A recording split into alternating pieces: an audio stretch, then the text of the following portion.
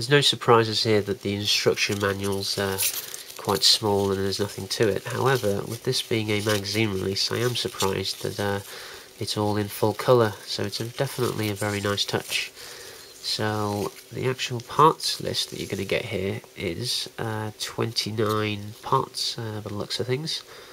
So you get one tray, all done in white, and I do like this. Instruction sheet that they give you, full colour and actual photos of the actual parts themselves as you go along.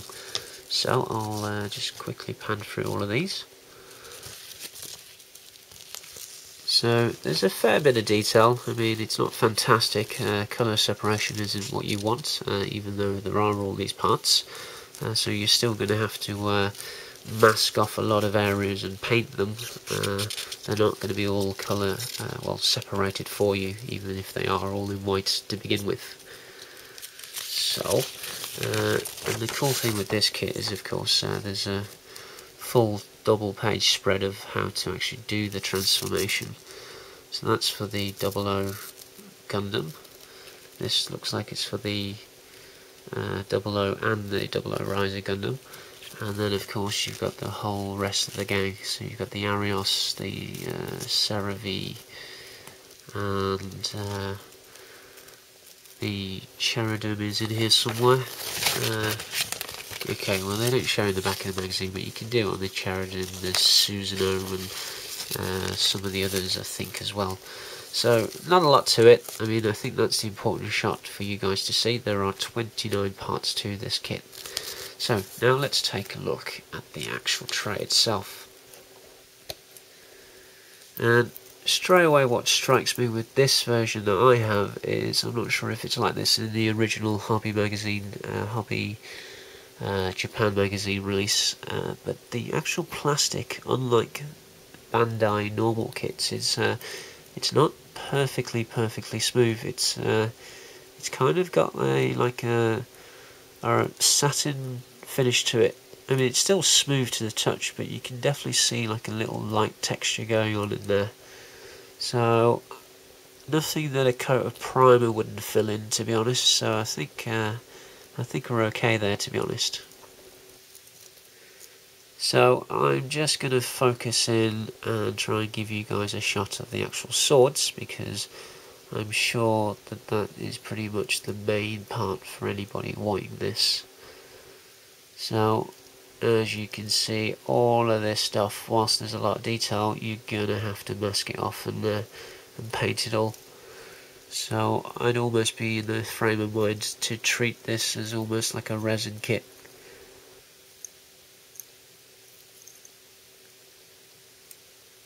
So let's carry on. I'm basically going to give you a pan over all of the individual parts, and you can just press pause whenever you like to have a look in a bit more detail, I suppose.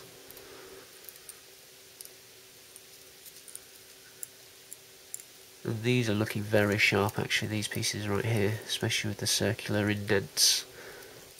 They're looking really nice.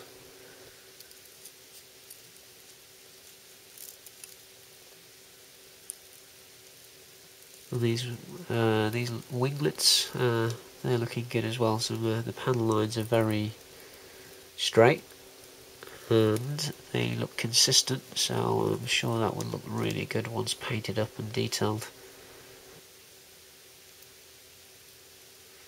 And a lot going on with these, so let's move on.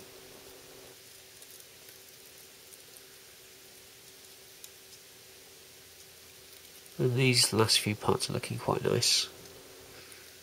So let's just flip this around and see if there's anything different on the other side. But I don't really think so. By the looks of things, this is all the underside to all the parts anyway that you wouldn't see.